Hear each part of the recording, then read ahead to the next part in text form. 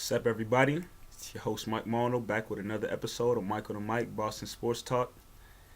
Getting pumped up, getting ready for Game 5 tonight in Miami, Celtics Heat. You know, this game tonight is a must-win, especially when you're deep in the playoffs like this. You know, Eastern Conference Finals, Western Conference Finals, doesn't matter. All these games are must-wins, and that goes for tonight's game between Celtics and Heat. In all honesty, in my eyes, Celtics should be up 3-1 right now against the Heat. You know, I'll say game 2, Celtics got robbed late. Plus a little coaching mistake, I would say, by Doc Rivers. But Celtics should be up 3-1. But it is what it is. 2-2 in Miami tonight. Hopefully the Celtics can pull it out.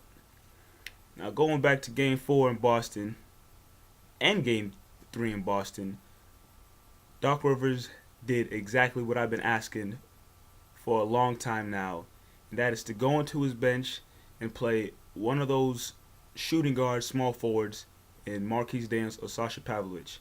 And who'd he go with? Marquise Daniels. And Marquise Daniels has come off the bench and give the Celtics quality minutes with all his time on the floor. You know, like I said, I'm not asking Marquise Daniels to, come off the bench and be James Harden or Jason Terry, but he's come off the bench and give the Celtics enough to really hang with the Heat throughout the game.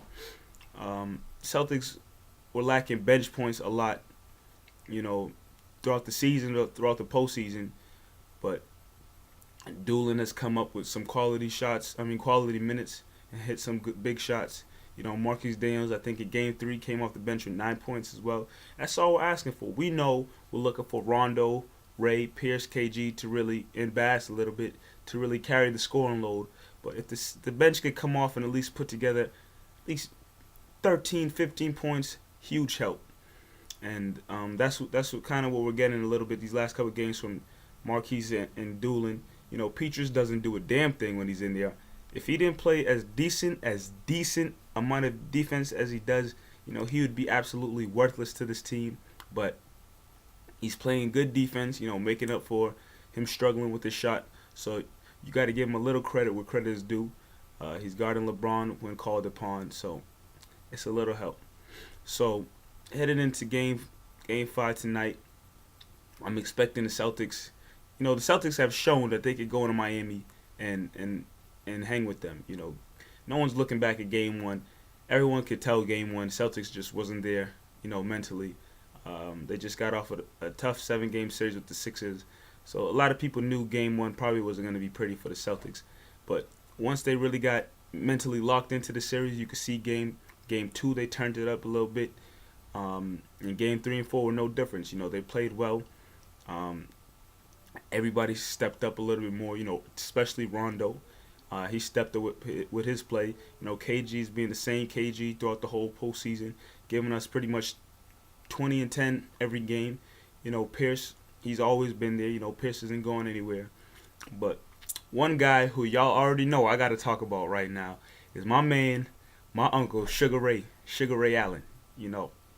He's been struggling all postseason long, but look what happens. Game 4, he knocks down 4 threes, which is all we asked for. He took 11 of them, hit 4, not a good percentage, but so what?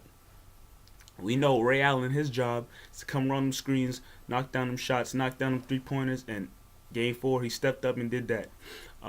Ended the game with 16 points. That's all we need from Ray Allen, 16 points, 15 points. If he even hits 20 one night, I guarantee, Celtics will probably win. I remember there was, they used to show the stat line during the games all the time, during the regular season. When Ray Allen hits 20 points or more, it's most likely a win for the Celtics. Now, knowing Ray Allen's injury during the postseason, he's probably not going to hit 20. Not saying that he can't, but we're not asking for 20 points out of Ray, but 15 or more is probably a win. It's probably looking good for the Celtics, as long as, Rondo, KG, Pierce is all stepping up. But it comes down to the bench and how they contribute throughout the game. Now, moving over to the Heat a little bit, there's a lot of talk Chris Bosh might play tonight. I am not worried about a miss Chris Bosh. I understand, he's the Heat He's the third part of the Heat big three, but LeBron James and Wade, for the most part, have been holding it down. Even though they lost the last two games against the Celtics, they've been holding it down for the most part. And Bosh coming in, a lot of people say, oh no, now they got the whole big three together. Not looking good for the Celtics. Let me tell you this. There's no damn way Chris Bosh is going to come into this game and dominate, especially dominate Kevin Garnett. It's not happening. It's not happening. The way Garnett is locked in right now, there's no way. I don't think that's happening. Chris Bosh, he's an all-star. He was good in Toronto. He's been decent in Miami, but what the heck? Anyways, he's been decent in Miami. Everybody knows how he's been doing in Toronto, but he's not going to dominate Kevin Garnett or the Celtics tonight. Now, with that being said, sometimes I think there's a little conspiracy theory with the NBA and wanting certain teams to win. So possibly, officiating tonight might suck, and the Heat might pull this game out. But I think the Celtics have a good chance of going into Miami and taking this game. When it comes down to it, I think it's going 7 games. I'm thinking Miami might take tonight. Celtics, Boston Garden, TD Bank North Garden. You already know the Celtics is going to bring it. The crowd's going to bring it. And I think it's going to go back to Miami for 7 games.